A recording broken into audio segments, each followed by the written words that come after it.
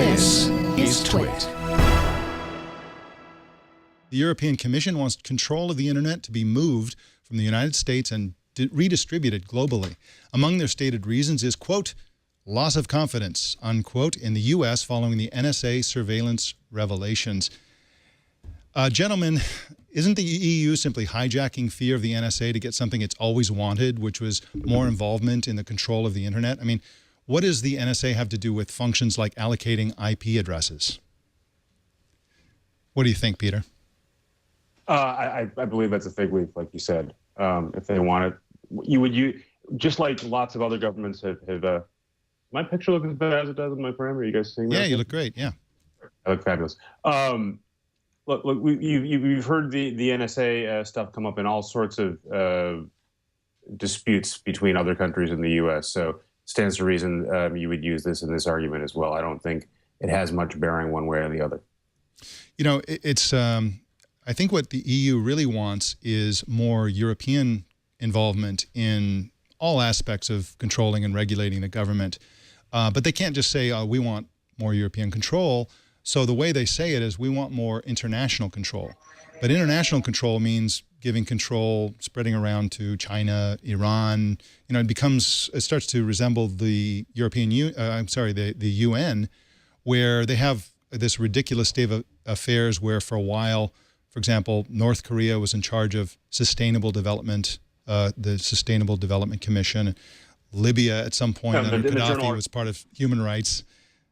I mean, do we really want China to be involved in controlling the internet?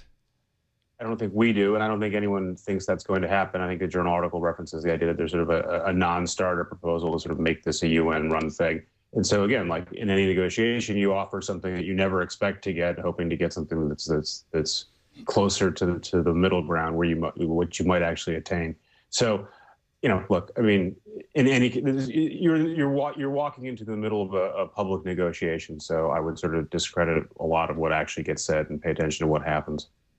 You know, I have to say, Mike, I think the EU has a point. I mean, sure, we can make fun of the UN and we can make fun of the ITU and how they want to impose all sorts of things on the internet. But in a way, you know, the fact that large proportions of what happens on the internet and how it functions are effectively controlled by the U.S. doesn't seem right. It was fine when the internet got started, and I can't remember his name was running the entire ICANN off an index card that he kept in his shirt pocket. But you know, it's a vast global network. It should be that other countries should be involved.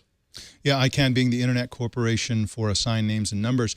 You know, on the one hand, it's not right that this tiny little sort of group has so much control of the global internet, and it really is the world's internet.